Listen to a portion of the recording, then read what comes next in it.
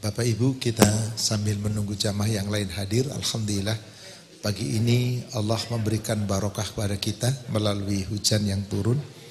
Allahumma ij'al shayban nafi'an, ya Allah jadikan hujan yang turun menjadi hujan yang penuh dengan manfaat. Amin ya rabbal alamin. Sudah siap Ibu, Bapak? Kita tenang. Bismillah. Assalamualaikum warahmatullahi wabarakatuh.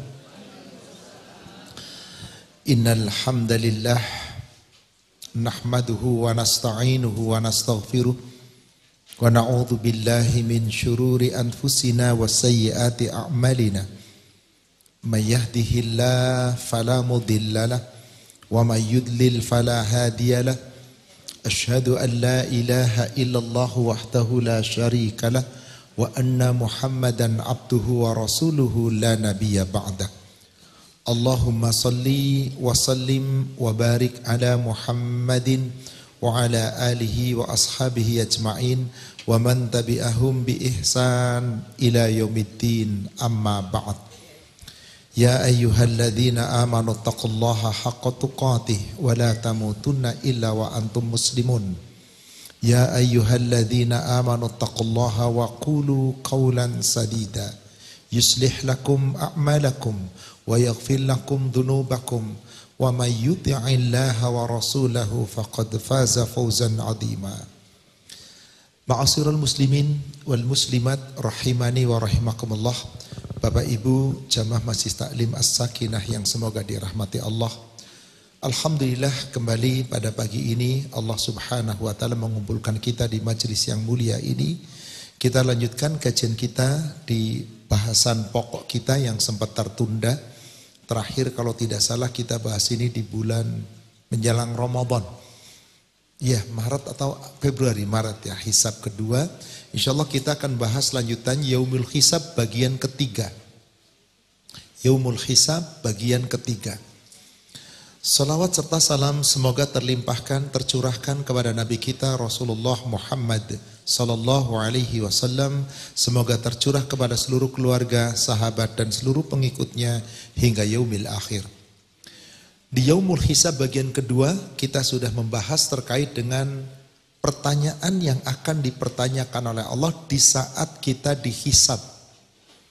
Hadis yang diriwayatkan oleh Imam At-Tirmidzi dari Abu Barzah Al-Aslami, ada 4 pertanyaan. La tazulu qadama 'abdin yaumal qiyamah hatta tus'al an arba'.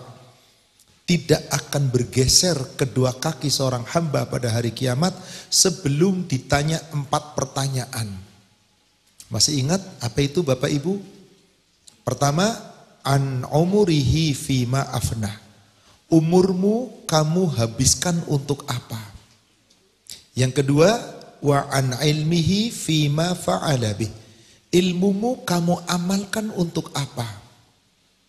Yang ketiga, wa an malihi min aina iktasaba wa fima anfaqah. Hartamu dari mana kamu dapatkan? Bagaimana cara mencarinya dan kamu manfaatkan untuk apa? Kamu nafkahkan kemana? Yang ketiga, yang keempat, wa an jismihi fima ablah. Dan tubuhmu, apa yang kamu perbuat dengan tubuhmu sampai tubuhmu hancur dimakan tanah saat dikubur.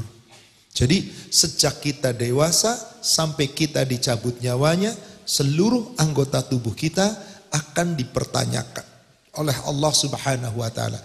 Kita sudah membahas sampai di sini.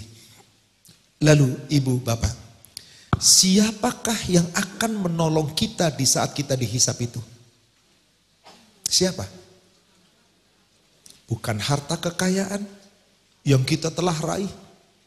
Bukan anak keturunan yang kita bangga-banggakan. Bukan kedudukan yang kita sangat hormati dan kita sangat agung-agungkan.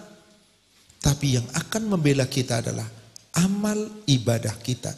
Maka tadi 4 pertanyaan itu sesungguhnya keseluruhan harus berbuah menjadi amal ibadah. Maka saudara sekalian, di saat nanti kita dibangkitkan di yaumil mahsyar, saat kita dihisab, tidak ada yang peduli dengan kita. tidak ada yang membela kita, tidak ada yang menolong kita, tidak ada yang memberi syafaat untuk kita. Salawat serta salam semoga terlimpahkan, tercurahkan kepada Nabi kita Rasulullah Muhammad sallallahu alaihi wasallam, semoga tercurah kepada seluruh keluarga, sahabat dan seluruh pengikutnya hingga yaumil akhir. Kita buka sebagai muqaddimah Al-Baqarah ayat 48 dan ayat yang ke 123. Allah Subhanahu wa taala berfirman, wattaqu yauman, dan takutlah kamu nanti akan datangnya suatu hari, la tajzi nafsun an nafsin syai'ah, seseorang tidak bisa menggantikan orang lain, wala yuqbalu minha syafa'ah, tidak akan diterima syafaat, wala yukhadhu minha adl, tidak akan diterima tebusan, walahum yunsarun, dan mereka tidak akan diberi pertolongan. Lalu di ayat Al-Baqarah 123, Bapak Ibu sekalian, Allah ulangi semakna dengan ayat 48 tadi, hanya susunannya yang sedikit dirubah. Apa itu di ayat 123? Wattaqu yauman, takutlah kamu akan datangnya nanti suatu hari. Hari apa kira-kira Bapak Ibu? Yaumul hisab. Saat kita dihisab di padang mahsyar. La tajzi nafsun an nafsin syai'a. Di mana saat itu manusia tidak bisa menggantikan orang lain. Wala yuqbalu minha adl, tebusan dengan apapun, sebesar apapun tidak diterima. Wala tanfa'uha syafa'ah, syafaat tidak bermanfaat sedikit pun. Walahum yunsarun, dan mereka tidak akan ditolong. Saudara tidak menolong, orang tua tidak menolong, handai tolan tidak menolong, pasangan tidak menolong, dan masing-masing sibuk dengan urusan hisabnya sendiri-sendiri. Maka digambarkan oleh Allah Subhanahu wa taala di surat 31, surat Luqman ayat ke-33. Juga Allah gambarkan di surat Abasa, surat 80 dari ayat yang ke-33. Apa kata Allah di surat Luqman ayat 33? Ya ayyuhan nasuttaqu rabbakum, hai manusia, bertakwalah kalian semua kepada Rabbmu. Wahsyau yauman, hendaklah takut kamu semua pada suatu hari nanti. La yajzi walidun an waladih, orang tua tidak bisa membela anak-anaknya. Seorang bapak yang begitu cinta kepada anak laki-lakinya gak bisa ditolong anaknya. Wala mauludun huwa jazin an walidihi syai'a, anak-anak tidak bisa membela menolong saudara orang tuanya sedikit pun. Inna wa'dallahi haqqun, sesungguhnya janji Allah itu pasti benar. Apa yang dimaksud janji Allah di sini? Bahwa nanti di yaumil hisab gak ada saling membela. Nanti di yaumil hisab tidak ada yang saling tolong menolong, tidak ada yang bisa membantu, tidak ada yang bisa menebus kesalahan kita. Ingat, inna wa'dallahi haqqun fala taghurrannakumul hayatud dunya, maka jangan sampai sekali-kali kamu terperdaya dengan kehidupan dunia. Jangan tertipu dengan dunia. Wala yaghurrannakum billahil ghurur, dan jangan sampai kamu tertipu oleh setan yang paling pandai menipu kamu sehingga terperdaya dengan aturan Allah. Siapa dia Bapak Ibu? Setan laknatullah. Jadi yang membuat hisab kita berantakan nanti di yaumil akhir adalah hawa nafsu yang berasal dari setan yang manusia mengikutinya di dunia. Makanya Allah sudah mengancam di dunia ini, hati-hati kamu nanti dihisab. Saat kamu dihisab gak ada yang membela kamu. Ingat, jangan terperdaya dengan dunia. Inna wa'dallahi haq, janji Allah itu pasti benar. Maka gambarannya bagaimana saat nanti di padang mahsyar? Abasa surat 80 di ayat yang ke-33 sampai ayat terakhir. Fa'idha ja'atis shakhah, maka apabila tiupan sangkakala kedua telah ditiup, manusia dibangkitkan semua di padang mahsyar, semua dihidupkan kembali. Yauma yafirrul mar'u min akhi, pada hari itu manusia lari dari saudaranya. Wa ummihi wa abi, lari dari ibu dan bapaknya. Wa sahibatihi wa bani, lari dari pasangannya dan lari dari anak-anaknya. Suami lari dari istrinya, istri lari dari suaminya, lari dari seluruh anak-anaknya. Kenapa demikian?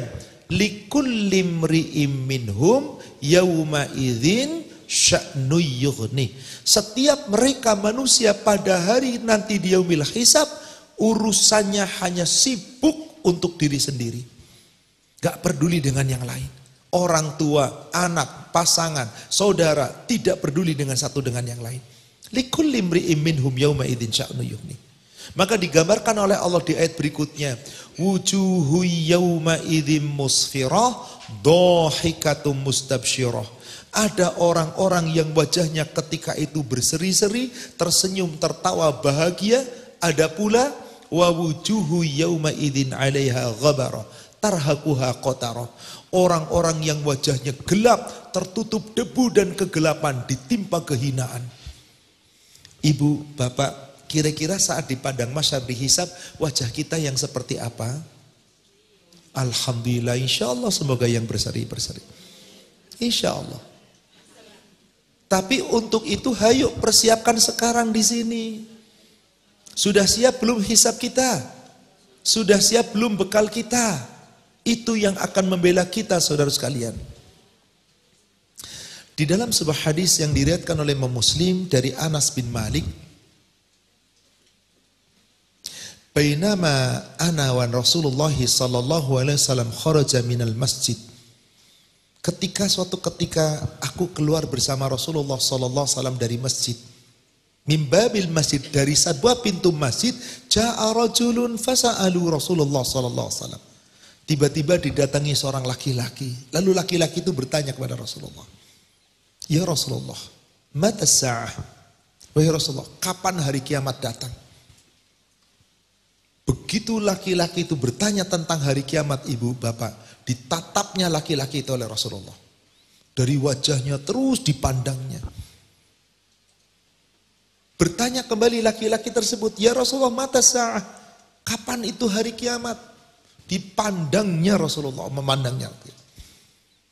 Lalu Rasul tanya balik, "Ma'adatu laha?" Engkau bertanya kepadaku tentang kapan hari kiamat. Bekal apa yang sudah kamu persiapkan untuk hisabmu nanti di hari kiamat? Kira-kira kalau kita ditanya begitu gimana Bapak Ibu? Pak, bekalnya udah cukup? Bu, bekalmu udah cukup? Aduh. Mendengar pertanyaan itu, laki-laki tersebut tunduk, lalu menangis, bercucuran air mata. Rasul tanya lagi, ma'adatullaha, apa yang sudah kamu persiapkan untuk bekal kiamatmu? Kamu dihisab loh nanti. Tentang kiamat terserah udah, Allah yang menentukan. Yang harus kamu persiapkan adalah hari setelah kiamat saat kamu dibangkitkan.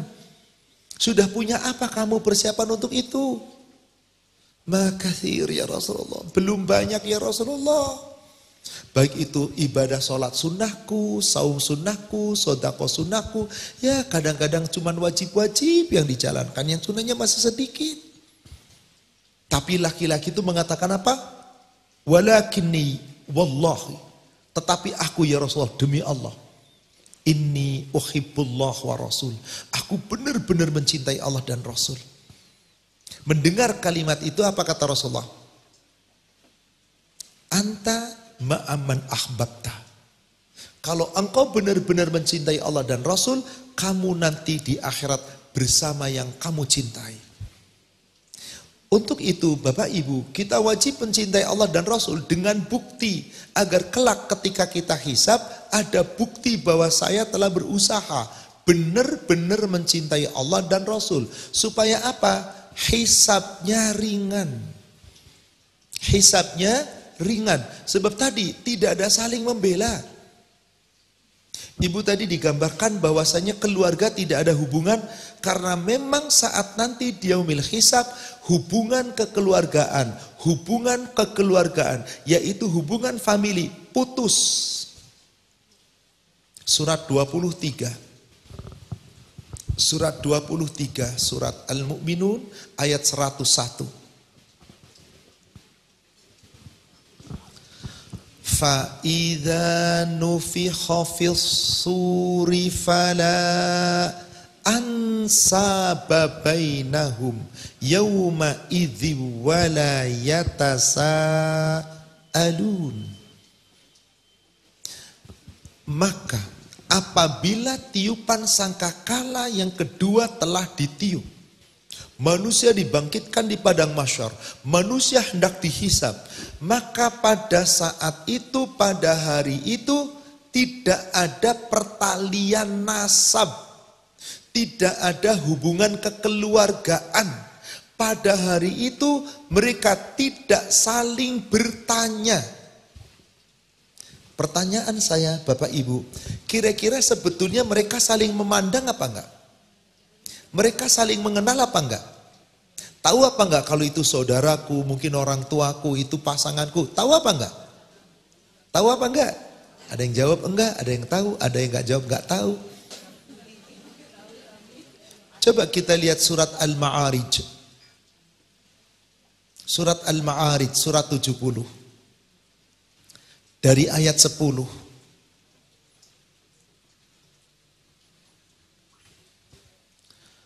Wala yas'alu hamimun hamima.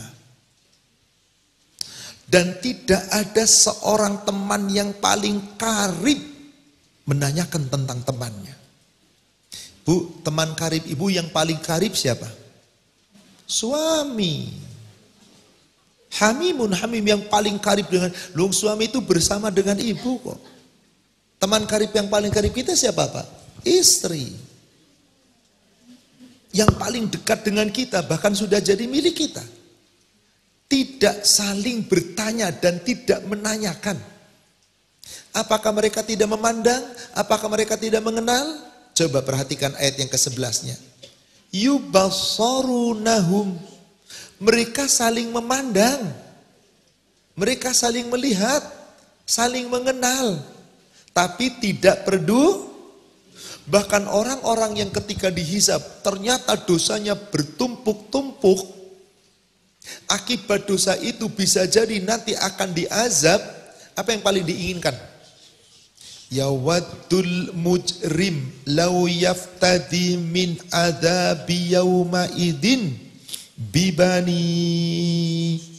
Maka orang-orang yang berdosa saat betapa berat hisabnya, saat itu sadar bahwa dengan itu amalnya buruk.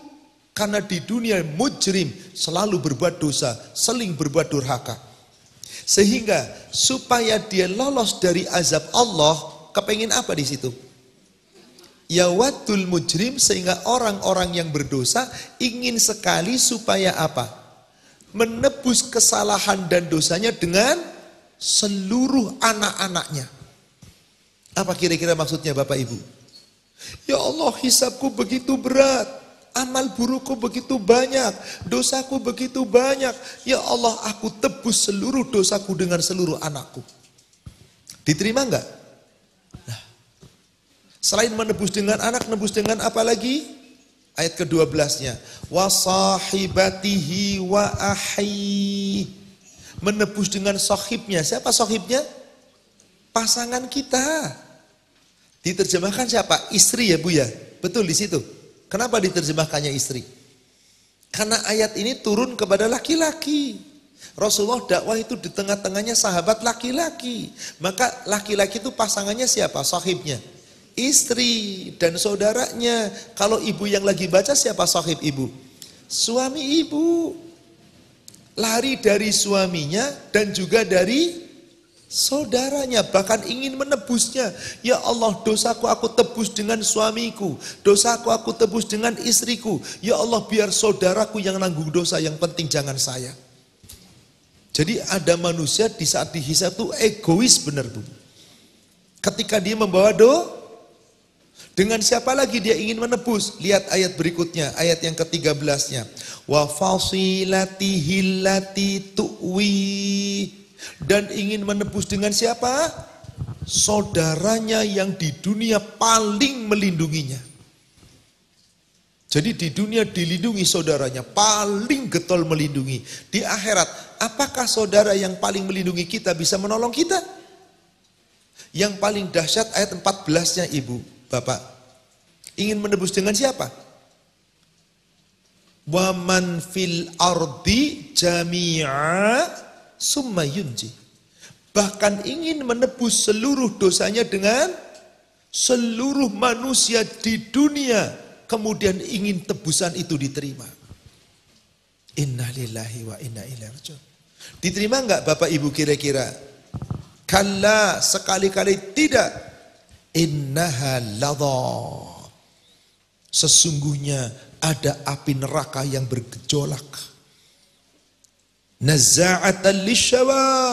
Bagi orang-orang durhaka. Sekali dilempar ke neraka, masuk neraka, seluruh kulit kepala terkelupas. Na'udzubillah. Bapak Ibu, demi Allah ini mengerikannya luar biasa. Dan kita semua nanti akan mengalami hari hisab itu. Yang saat itu kita minta bantuan gak berlaku.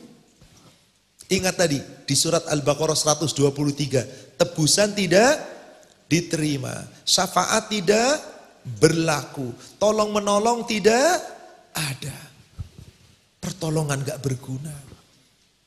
Lalu siapa yang akan menolong kita? Modal kita, bekal kita sekarang ini. Jangan bangga Anda hanya dengan dunia yang Anda raih. Demi Allah gak ada apa-apanya. Karena mereka tidak akan menolong kita. Harta kita gak menolong kita. Anak kita gak nolong kita. Pasangan kita gak nolong kita. Amal ibadah kita. Maka 4 pertanyaan yang kita uraikan di Yaumil Hisab pekan sesi kedua, itu semua harus berbuah menjadi amal. Di surat 34 ayat yang ke-37. Surat 34 surat Saba ayat ke-37. Allah Subhanahu wa taala berfirman,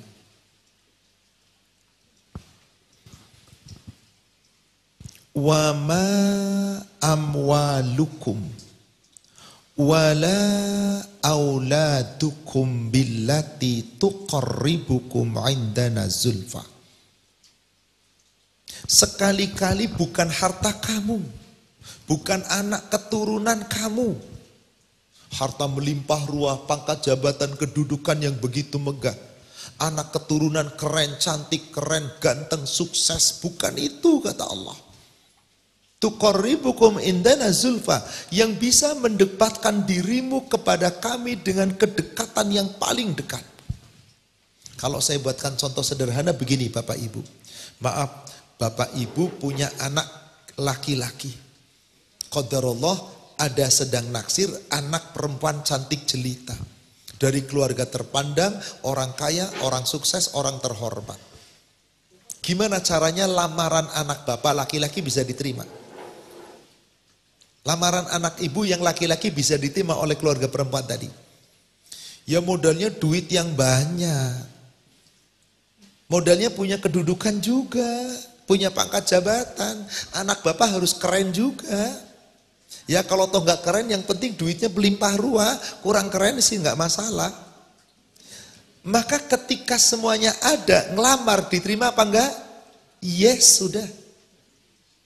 Coba kalau wajah biasa-biasa, duitnya tipis, kedudukan kagak ada, rumah ngontrak, ngelamar gimana?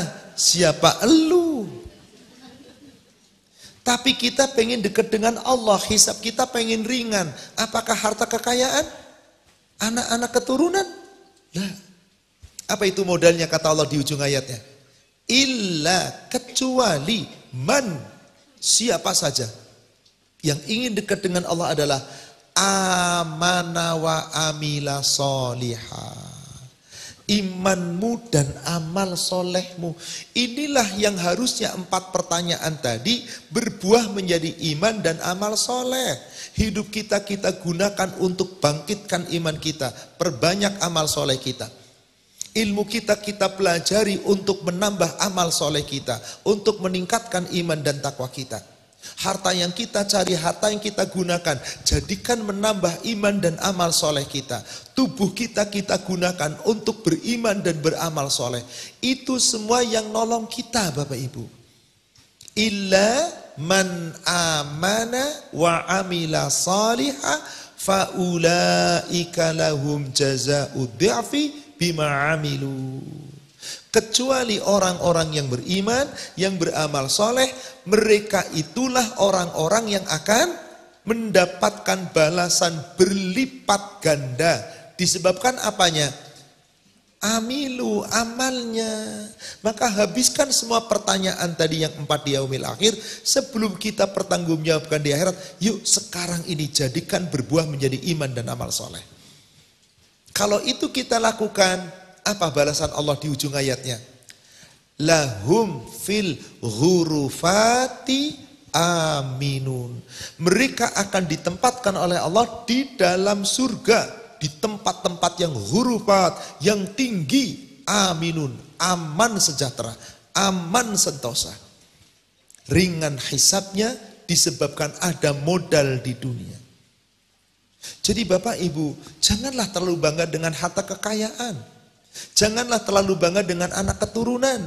Boleh jadi itu memberatkan kita di yaumil hisab. Tapi kalau semua itu kita gunakan untuk modal iman dan amal saleh, itu yang akan menolong kita.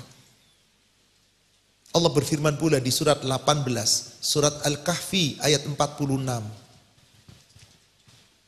Surat 18 Al-Kahfi ayat 46. Apa kata Allah? Al-mal, harta-hartamu, kekayaanmu, apapun bentuknya. Wal banun, anak keturunanmu, cucu-cucumu dan semua generasimu. Zinatul hayatid dunya. Itu hanyalah perhiasan dunia. Itu hanyalah kenikmatan dunia. Itu hanyalah kesenangan dunia. Wal baqiyatus solihat, adapun baqi, amal soleh yang kekal, terus menerus kamu lakukan sepanjang hidupmu. Tubuhmu beramal soleh, hartamu untuk amal soleh, waktumu untuk amal soleh, ilmumu untuk amal soleh. 4 pertanyaan itu semua berbuah menjadi amal soleh. Itu yang kamu lakukan sepanjang hidupmu, khairun inda rabbik. Itu yang lebih baik dan ada pahala yang mulia di sisi Rabb. Ampunan, pahala, karunia, rahmat, barokah. Dan pada saatnya nanti di yaumil akhir di padang mahsyar menjadi apa amal kita sepanjang hidup kita? Sawaban wa khairun amala. Sebagai pengharapan yang lebih baik untuk nanti hari yang akan datang. Di mana modal hisab kita? Sekarang di dunia. Maka Umar bin Khattab berpesan apa? Hasibu qabla antu hasibtum. Hisablah dirimu sebelum nanti kamu dihisab. Kalau kamu sudah dihisab dan kamu tidak punya bekal cukup, kamu tidak bisa mempertanggungjawabkan hisabmu, berat saudara sekalian. Dan tidak ada yang membela kita, tidak ada yang menolong kita. Kita berhadapan dengan Allah, kita mempertanggungjawabkan sendiri, kita harus mempertanggungjawabkan di hadapan Allah tanpa alasan apapun. Yang berargumen, kalau diterima Allah, alhamdulillah. Kalau nggak diterima, maaf. Ada nggak orang di dunia kadang-kadang suka agak membantah? Apa istilahnya? Ngeyel. Tapi kan, silahkan. Masa sih nggak boleh Ustadz? Masa sih tapi kan aturannya boleh Ustadz? Silahkan. Sebab Anda harus mempertahankan hisabnya bukan di sini, bukan di depan manusia, bukan di hadapan Ustadz. Kadang ada Ustadz yang akhirnya, ya nggak apa-apa sih Bu, yang penting kan tuh bisa lemah. Oh tidak ya tidak. Karena akan ada pertanggungjawaban. Maka yang tetap membantah, silahkan argumennya dihadapkan nanti di hadapan Allah. Kapan? Di yaumil hisab. Surat Al-Qiyamah, surat 75, ayat 13 sampai 15. Surat Al-Qiyamah, surat 75, 13 sampai 15. Yunabba'ul insanu yawma idzim bima qaddama wa akhar. Setiap manusia nanti pada hari dibangkitkan di padang mahsyar, yunabba, akan diberitakan, akan disampaikan, akan diberitahukan kepada setiap manusia di padang mahsyar. Apa yang diberitahukan? Bima qaddama wa akhar. Seluruh amal yang dilakukan, seluruh amal yang diabaikan. Yang mengikuti aturan Allah semua ada buktinya. Yang membantah aturan Allah semua ada buktinya. Yang dikerjakan, yang ditinggalkan semua ada buktinya. Tidak terluput satupun. Balil insanu ala nafsihi basirah. Bahkan setiap manusia di saat nanti dihisab, siapa yang akan menjadi saksi? Menjadi saksi untuk dirinya sendiri. Walau alqa ma'adhirah. Dan meskipun mereka mengemukakan alasan-alasan. Di dunia ada orang beralasan, boleh jadi diterima alasannya. Alibinya karena orang itu pintar membantah, pintar ngomong. Di akhirat pintar ngomong. Ingat, di hisab yang pertama kita bahas, bukankah mulut manusia akan dikunci? Bukankah yang akan bicara seluruh anggota tubuh? Maka ketika tubuh kita ditanya, apa yang kamu perbuat? Gak ada yang luput. Anggota tubuh kita satu persatu bersaksi. Persaksian mulut terkunci rapat. Semuanya akan bersaksi. Yang apabila diterima oleh Allah, alhamdulillah. Kalau gak diterima oleh Allah, innalillah. Tapi itu sudah di padang mahsyar. Sungguh ibu, bapak jamaah sekalian, betapa berat situasi dan kondisi saat itu. Sampai digambarkan oleh Allah di surat 18 ayat 48.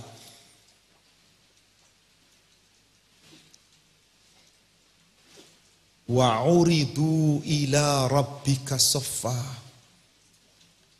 Sungguh, nanti kita semua manusia saat di padang mahsyar hendak dihisab, dikumpulkan oleh Allah berbaris-baris. Teratur ibu. Laqad ji'tumuna kama khalaqnakum awwala marrah. Sungguh hai manusia, saat kamu dibangkitkan di padang mahsyar, kamu menerima catatan amal, kamu akan dihisab, kamu dibangkitkan dalam keadaan seperti pertama kali diciptakan. Ibu, bapak, saat pertama kali kita diciptakan, kita siapa? Bayi, lemah, telanjang, tidak berpakaian, miskin, gak punya apa-apa. Betul begitu bu? Seperti itulah kita saat dibangkitkan di padang mahsyar. Bukan bayi ukurannya, keadaannya, kondisinya. Adapun ukurannya dewasa semua, gak ada lagi kanak-kanak. Yang kecil yang matinya bayi, yang matinya kakek nenek, yang udah jompo, tetap muda semua nanti. Tapi keadaan tubuhnya, kekuatannya, situasinya kayak bayi lemah. Itu yang dimaksud kama khalaqnakum awwala marrah. Seperti ketika kami ciptakan kamu di kali yang pertama. Di dalam hadis riwayat Imam Muslim dari Ummul Mukminin Aisyah, Rasulullah SAW bersabda, yuhsyarun nas yaumal qiyamah khufatan uratan ghurlan. Saat manusia di padang mahsyar hendak dihisab, ketika hendak menerima kitab catatan amal, dibangkitkan tadi seperti bayi. Maksudnya apa? Khufatan, tidak pakai khuf. Apa itu khuf? Gak pakai alas kaki. Uratan, tidak pakai pakaian, telanjang bulat. Ghurlan, belum dihitan. Bukankah bayi lahir seperti itu? Telanjang, nggak pakai alas kaki, nggak berpakaian, belum dikhitan, tapi keadaan kita dewasa semua Bapak Ibu. Dan seperti itulah keadaan kita. Mendengar kata-kata ini, Ummul Mukminin bertanya kepada Rasulullah, "Ya Rasulullah, an-nisa war-rijal jami'an yanzuru ba'duhum ila ba'din." Apakah di saat manusia dibangkitkan di padang mahsyar dalam keadaan telanjang bulat, tak berpakaian, tak beralas kaki, belum dikhitan, manusia laki-laki dan perempuan dicampur baurkan? Dan apakah mereka tidak saling memandang satu sama lain? Kira-kira peduli memandang aurat gak Bapak Ibu? Ya boro-boro lagi dihisab. Berat. Coba lihat lagi gempa bumi, lagi ada tsunami, lagi ada badai, ada joget-joget pada telanjang, masih tetap ngelirik apa enggak? Kalang kabut sudah. Itu di dunia loh Bapak Ibu. Apa kata Allah kemudian, kata Rasulullah, "Ya Aisyah, al-mar'u yawma idin ashad liyanzura ba'duhum ila ba'din." Hai Aisyah Ummul Mukminin, manusia saat dihisap itu keadaannya berat, sangat berat.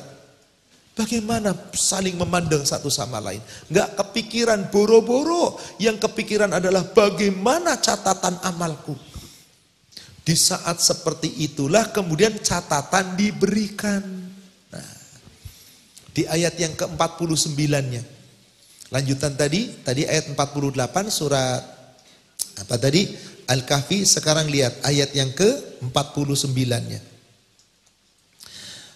Apa kata Allah Subhanahu wa taala di ayat itu dikatakan?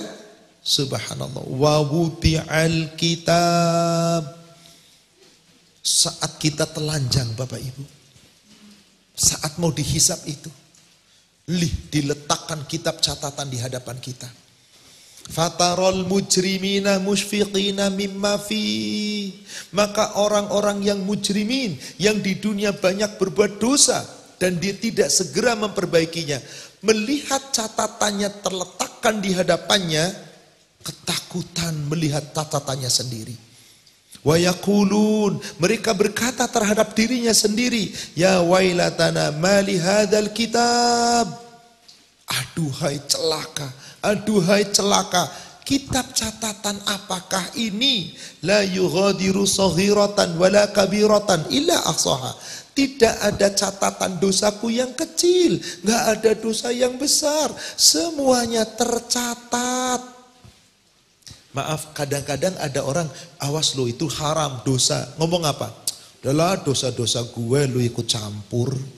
Tuh di dunia ngomong begitu Pak. Dia belum tahu saja bagaimana nanti catatannya. Hayolah kita kembali ke jalan yang benar. Hayo kita tobat, umur kita sudah sekian. Tubuh-tubuh gue lu ngajak-ngajak tobat aja sendiri. Ada orang dengan enteng ngomong begitu loh Pak. Sebab apa? Dia belum tahu catatannya. Maka begitu catatan diletakkan dalam keadaan terbuka, gimana tadi Pak? Belum sampai dihisap, catatan baru dilihat. Ketakutan melihat catatan itu sendiri. Ya wailatana mali hadzal kitab. Aduhai celaka, kitab catatan apakah ini? La yughadiru saghiratan wala kabiratan illa ahsaha.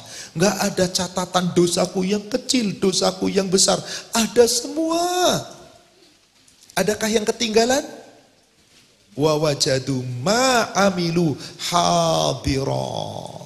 Setiap kita Bapak Ibu mendapati seluruh yang kita amalkan sepanjang umur kita, sepanjang apapun ilmu kita diamalkan kemana, harta kita diberikan kemana, tubuh kita berbuat apa, hadir dalam catatan. Wala yadlimu rabbuka ahada. Allah Rabbu tidak pernah menganiaya seorang pun. Lalu kenapa hisabnya jadi berat? Mereka di dunia menganiaya diri sendiri. Jadi saudaraku seiman yang semoga dirahmati Allah, tidak ada lain, mari kita habiskan waktu kita dalam rangka untuk amal ibadah. Tubuh kita gunakan untuk amal ibadah, waktu kita habiskan untuk amal ibadah. Bukan berarti amal ibadah mantap terus lalu tidak bersuta, tidak bersenang-senang, tidak. Boleh, tapi tujuan utama kita adalah untuk Allah. Kita diciptakan untuk ibadah. bukan untuk memperkaya diri, bukan untuk membanggakan diri. Demi Allah bukan. Wa ma khalaqtul jinna wal insa illa liya'budun. Tidaklah Allah ciptakan jin dan manusia kecuali untuk ibadah. Silahkan setelah kamu ibadah cari ma'isyah, cari kesenangan dunia, cari nikmat dunia. Silahkan. Yang penting ingat akan dihisab semuanya. Supaya nanti hisabnya ringan dalam hidup itu, mari kita harus rela diatur. Siapa yang mengatur kita Bapak Ibu? Allah. Jangan mengikuti aturan hawa nafsu. Sebab ada orang-orang yang sepanjang hidup dia rela diatur oleh hawa nafsunya. Siapa tadi yang mempengaruhi hawa nafsu? Setan, laknatullah. Allah berfirman di surat Al-Jasiyah ayat yang ke-23.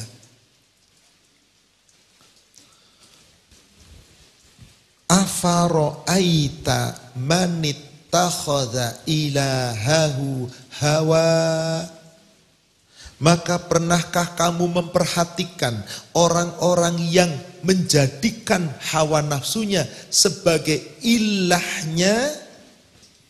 Apa makna ilah Bapak Ibu? Sering kita mengucapkan la ilaha illallah. Apa itu? Tidak ada ilah kecuali Allah. Apa makna ilah? Ilah itu bukan Tuhan maknanya Pak.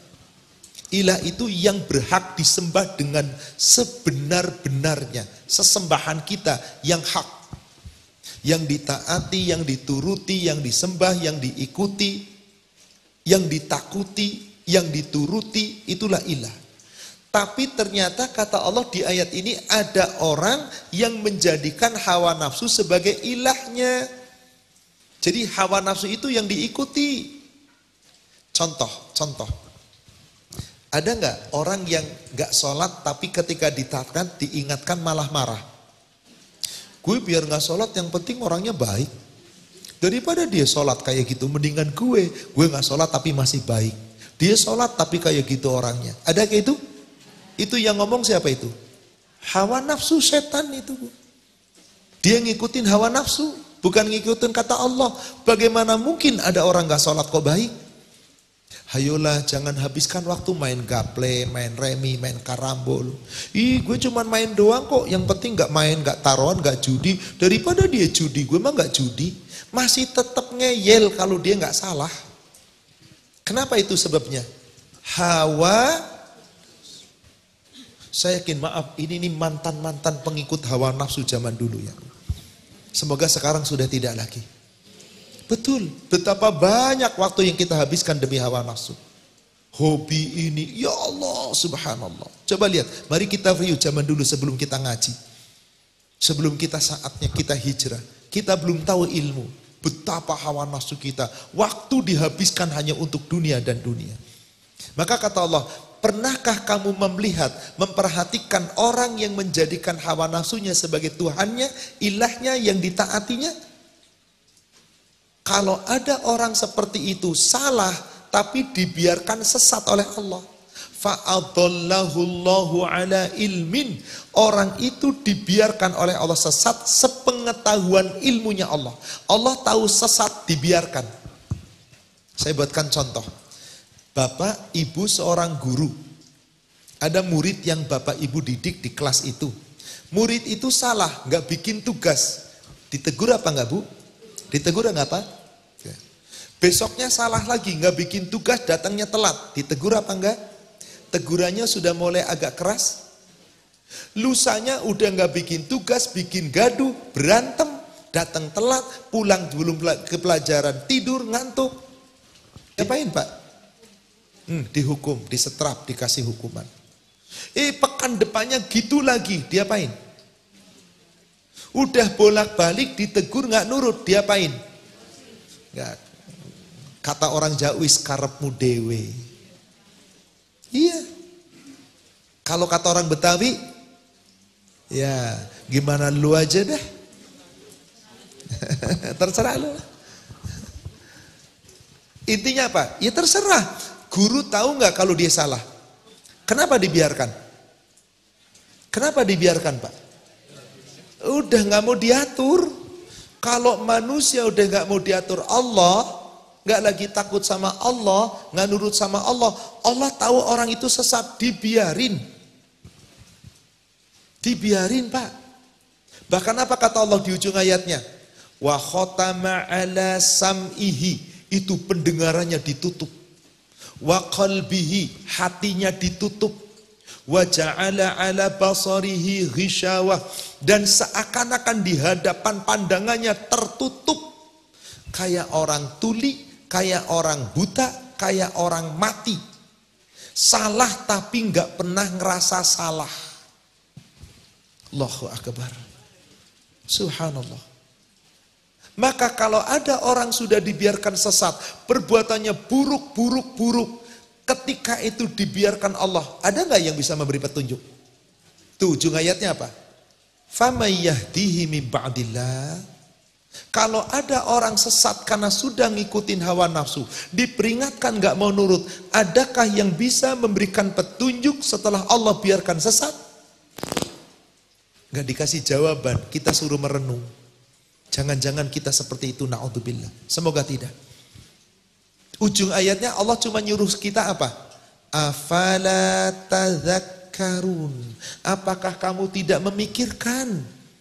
Apa kamu tidak merenung? Apa kamu tidak mengambil pelajaran? Atau kamu mau ngikutin mereka? Na'udzubillah. Maka orang yang seperti itu sudah pasti hisabnya berat. Hisabnya rusak, hisabnya susah. Apa sebabnya? Orang yang sudah mengikuti hawa nafsu biasanya memenuhi panggilan Allah atau mengabaikan? Lihat surat 13 ayat 18. Surat Ar-Ra'd ayat 18.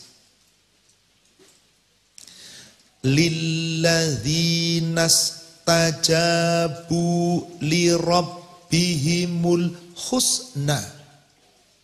Bagi orang-orang yang senantiasa memenuhi seruan Rob mereka, pasti dibalas dengan kebaikan. Apa itu yang dimaksud orang memenuhi seruan Allah? Semua nurut sepanjang hidupnya. Tubuh digunakan untuk ketaatan, waktu dihabiskan untuk ketaatan. Silakan mencari maisha, mencari nafkah, silakan bergaul. Tapi tujuan utamanya adalah ibadah. Silakan hartamu dikumpulkan, tapi digunakan dengan cara yang benar. Mencari dengan cara yang benar, digunakan untuk ibadah. Gak ada masalah. Maka kalau itu dipakai untuk memenuhi seruan Allah, dibalas dengan apa tadi? Husna, balasan yang baik. Karena selalu mengikuti perintah. Bagaimana kalau yang gak mengikuti perintah Allah? Siapa mereka tadi? Yang sudah ditutup. Walladzina lam yastajibuna lahu. Dan bagi orang-orang yang tidak mau memenuhi seruannya, yang diperintahkan tapi diabaikan. Apa kata Allah? Akibat dosa-dosa tidak menyerukan. Kemudian nanti dihisab di yaumil akhir. Dia ingin menebus dengan apa di situ? Lau anna lahum ma fil ardi jami'a. Sekiranya akibat dosa-dosa tidak memenuhi seruan Allah itu ditebusnya dengan seluruh kekayaan di dunia semuanya.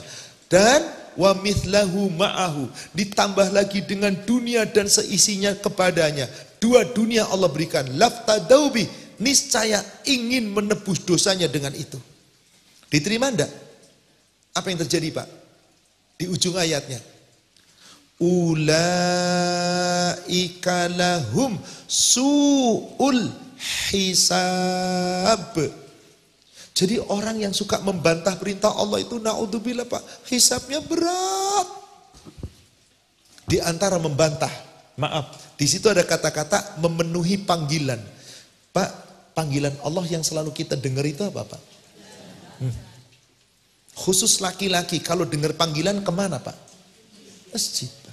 Apakah setiap laki-laki dipanggil ke masjid datang? Tuh. Apa risikonya tadi ayatnya? Dipanggil Allah gak memenuhi, Anda dikasih dunia dan seisinya, ditambah lagi dunia dan seisinya, menebus dosa gara-gara gak memenuhi panggilan Allah, gak diterima. Hisabnya berat. Ulaika lahum su'ul hisab. Kalau hisabnya sudah berat, kemana tempatnya? Wa ma'wahum jahannam. Tempatnya pasti neraka. Wa bi'sal mihad. Itu seburuk-buruk tempat kembali. Maka agar hisab kita ringan, kalau dipanggil Allah bagaimana? Termasuk ibu juga dipanggil Allah segera, Bu. Sebab banyak ibu-ibu mentang-mentang gak ke masjid. Kita kan gak wajib ke masjid, betul. Tapi begitu dipanggil ya segera. Surat 8 ayat 24. Surat 8, surat Al-Anfal ayat 24.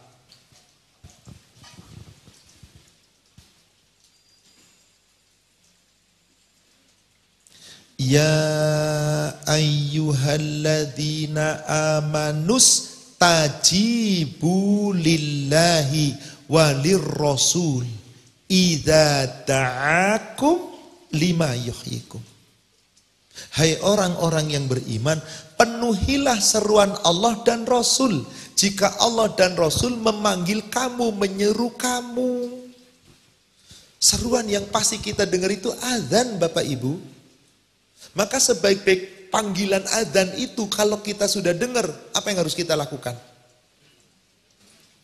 Afdalul amal indallah as-salatu li awalil waqtiha. Hadis sahih riwayat Imam Muslim dari sahabat Abdullah bin Mas'ud. Seutama-utama amal yang paling afdal, yang paling dicintai Allah adalah salat pada awal. Laki-laki awal waktu pasti. Kalau kemana Pak? Masjid pasti awal waktu. Ibu-ibu awal waktu bagaimana? Begitu mendengar itu panggilan, segera tunaikan. Kecuali ada alasan syar'i, sedang safar, masih di perjalanan, atau alasan yang lain. Penuhi. Lima yuhyikum. Saat kita memenuhi seruan Allah dan Rasul itu untuk apa? Untuk membawa kehidupan kamu, kehidupan yang abadi nanti di yaumil akhir, biar hisabmu ringan. Subhanallah. Jadi kehidupan yang nikmat.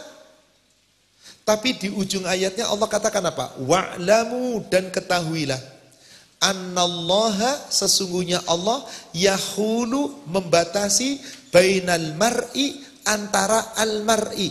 Orang yang sudah memenuhi panggilan saja masih dibatasi dengan apanya? Wa qalbi, dengan hatinya. Maksudnya apa? Orang yang memenuhi seruan Allah saja belum tentu ikhlas kok. Belum tentu benar kok, belum tentu rela kok. Ingat, ujung ayatnya Allah cuma katakan apa? Wa annahu ilaihi tuhsyarun. Dan sesungguhnya hanya kepada Dia, kepada Allah, kita semua nanti akan dikumpulkan di yaumil hisab. Pada ujungnya kita dihisab. Subhanallah, saudaraku seiman yang semoga dirahmati Allah. Jika sepanjang hidup kita tertata dengan baik, waktu demi waktu mari kita gunakan untuk Allah. Tenaga kita, tubuh kita mari gunakan sesuai aturan Allah. Kita nyari nafkah, nyari harta yang penting halal, supaya barokah dengan cara yang baik, supaya nanti digunakan pun untuk yang baik karena Allah. Kalau itu semua kita lakukan karena Allah, insya Allah ringan hisab kita Bapak Ibu.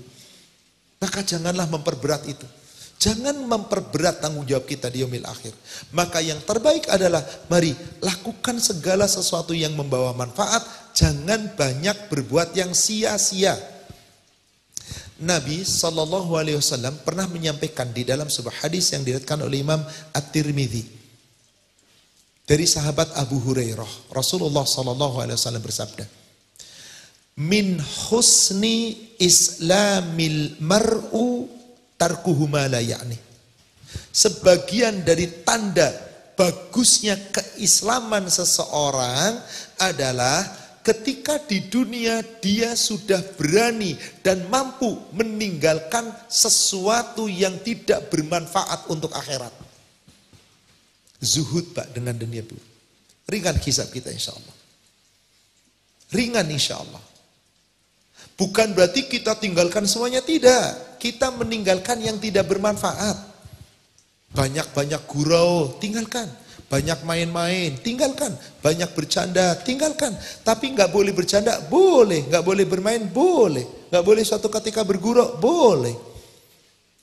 Bersukacita dengan keluarga, jalan bareng dengan keluarga, silakan. Tapi ingat, itu semua dalam rangka untuk mentaati Allah. jangan berbuat itu melampaui batas, sia-sia perbuatannya. Itulah yang dimaksud zuhud. Untuk apa? Untuk meringankan hisab kita nanti di yaumil akhir. Maka di dalam hadis yang diriwayatkan oleh Imam At-Tirmidzi dan Imam Hakim dari sahabat Sahal bin Sa'ad, semoga Allah meridhoinya. Saat itu Sahal bin Sa'ad sedang duduk bersama Rasulullah dan Sahal melihat seorang laki-laki datang menemui Rasul. Ja'a rajulun ila Nabi sallallahu alaihi wasallam faqal. Ada seorang laki-laki datang menemui Rasulullah sallallahu alaihi wasallam. Laki-laki itu bertanya kepada Rasulullah, "Ya Rasulullah, wahai Rasulullah, dullani ala amalin idza amaltuhu ahabbani Allah wa idza amaltuhu ahabbani an-nas." Wahai Rasulullah, tolong tunjukkan kepadaku suatu amal. Kalau amal itu aku lakukan, maka Allah akan mencintaiku. Kalau amal itu aku lakukan, maka manusia pun mencintaiku. Apa pesan Rasulullah? Pesan singkat Bapak Ibu. Qala Rasulullah sallallahu alaihi wasallam, beliau sallallahu alaihi wasallam menjawab, "Izhad fid dunya yuhibbukallah. Wazhad fima indan nas yuhibbukan nas." Berzuhudlah kamu dengan dunia, pasti kamu dicintai Allah. Apakah zuhud itu harus meninggalkan dunia? Tidak.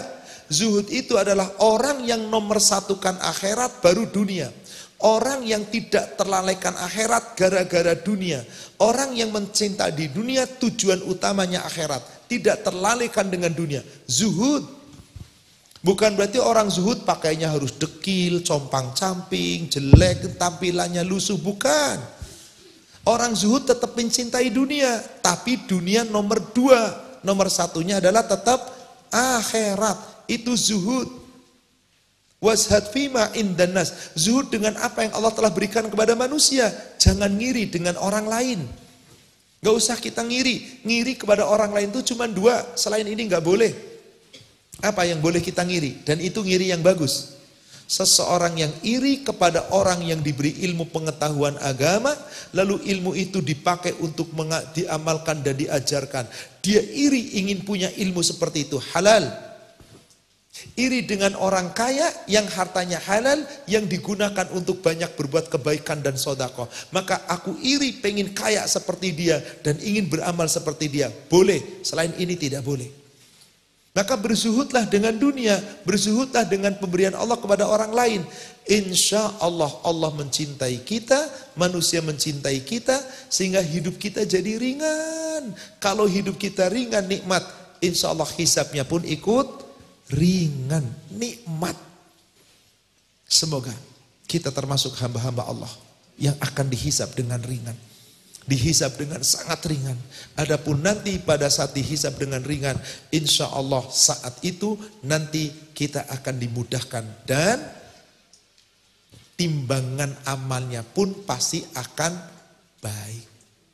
Demikian saudaraku seiman, Bapak Ibu jamaah sakinah yang semoga dirahmati Allah. Kajian kita Yaumul Hisab bagian ketiga. Insya Allah dengan demikian hisab sudah kita selesaikan.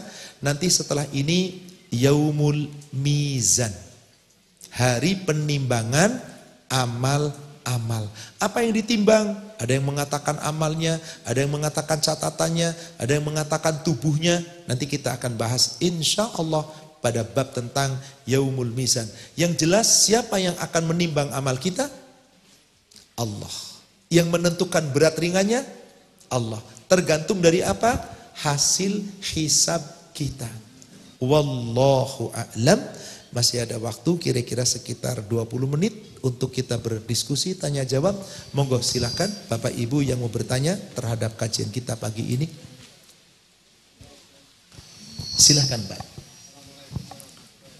Waalaikumsalam warahmatullahi wabarakatuh.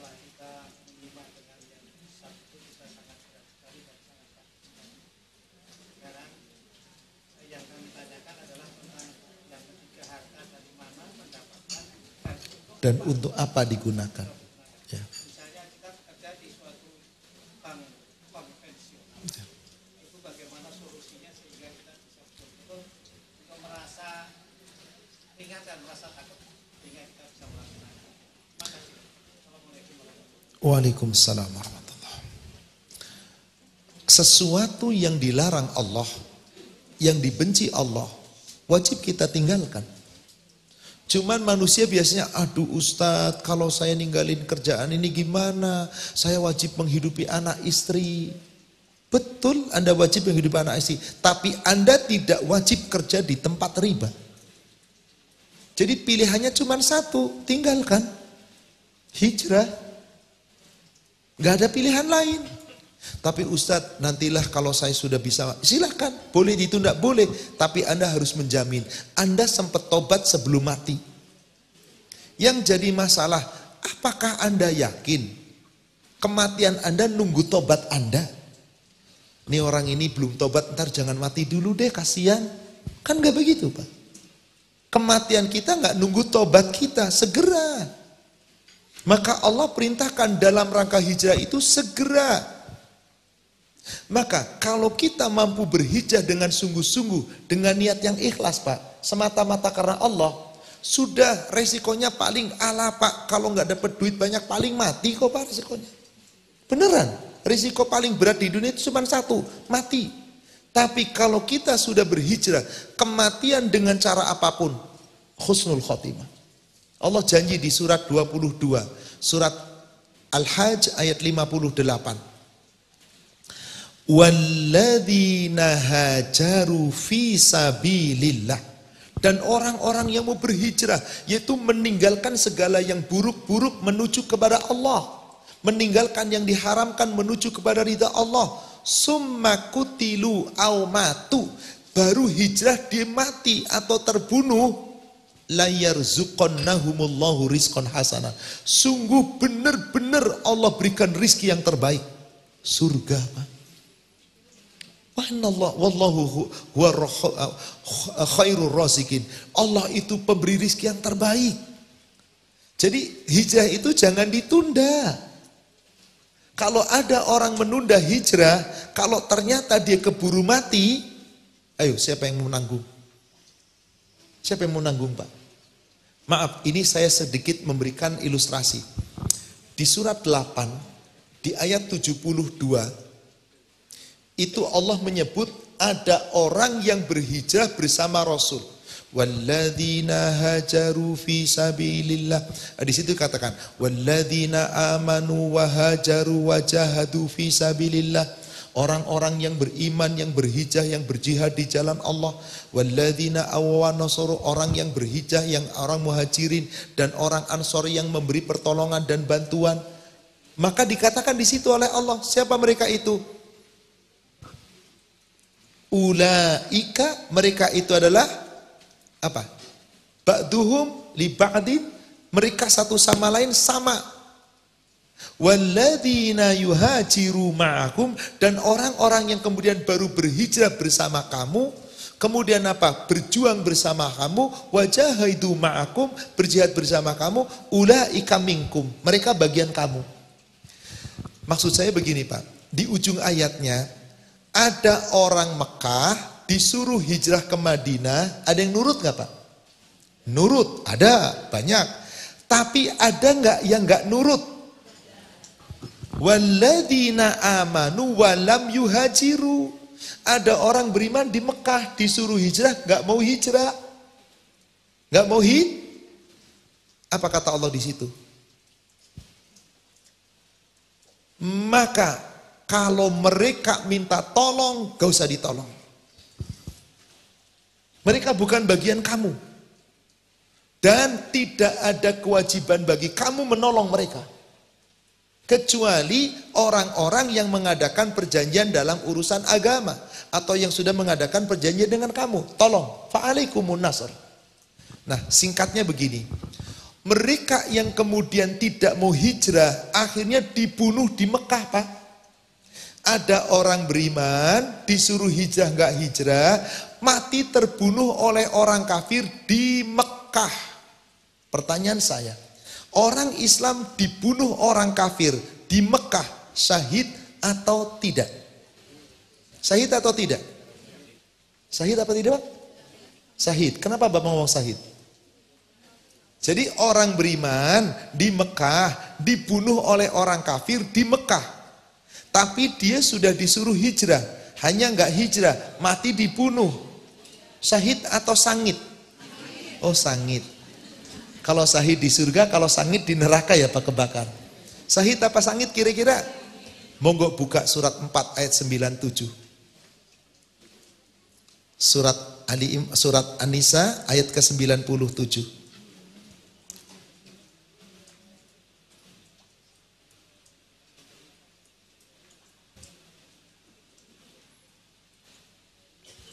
Allah Subhanahu wa ta'ala berfirman, innalladzina tawaffahumul malaikatu dzalimi anfusihim qalu fima kuntum.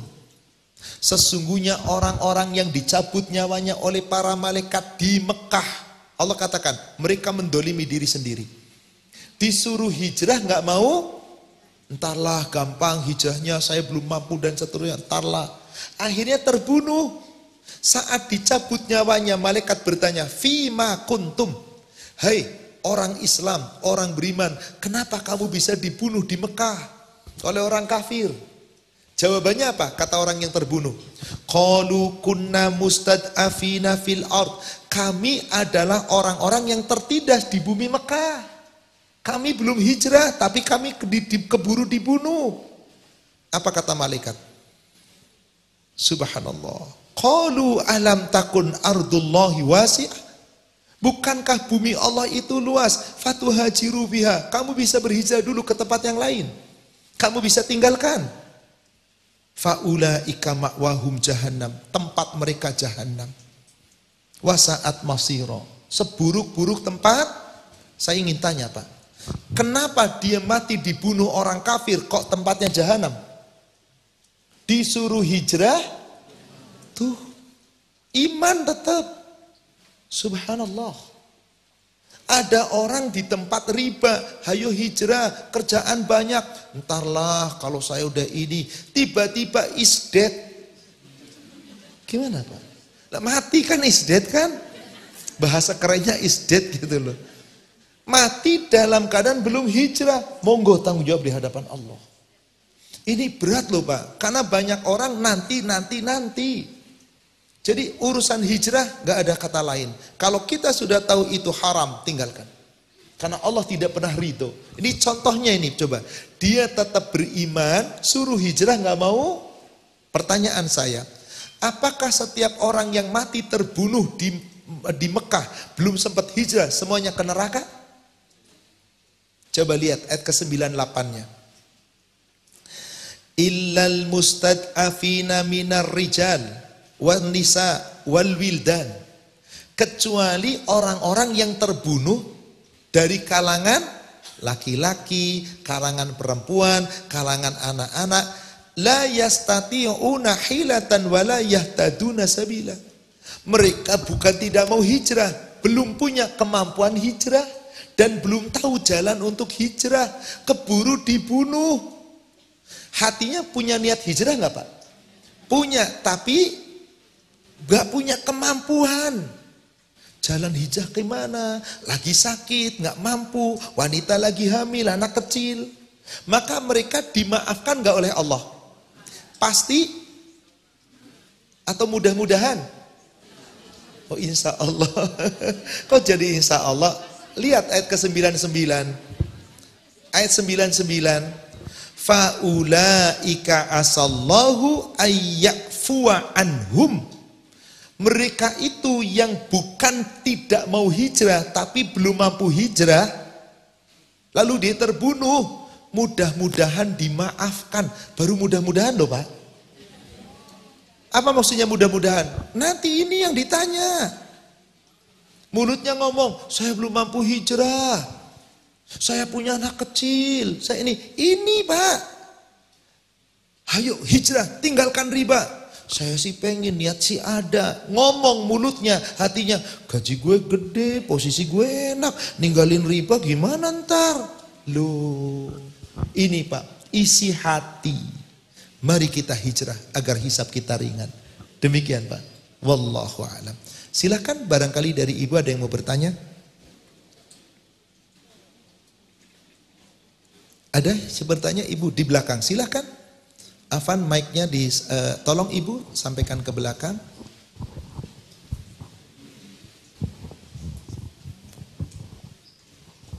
Assalamualaikum warahmatullahi wabarakatuh. Waalaikumsalam warahmatullahi.